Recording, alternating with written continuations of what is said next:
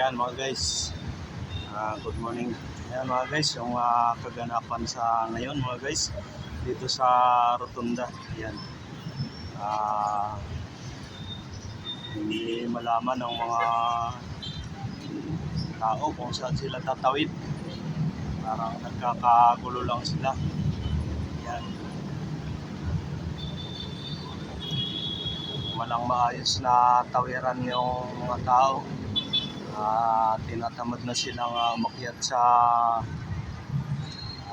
sa taas sa tawiran mismo, tulay.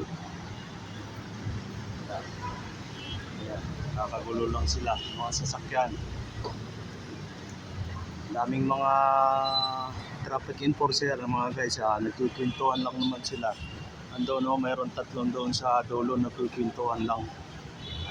Hindi naman sila nag-guide sa traffic. Doon lang sila nag-uusap mga guys. Ayan, marami doon sa dulo mga guys. Ayun o, mga MMDA nag-uumpukan lang mga guys, hindi sila nagta-traffic. Ayan. Ayan mga guys, nakita nyo yung kaganapan dito sa Rotunda na to mga guys. Sige mga guys, bye bye, see you on my next video.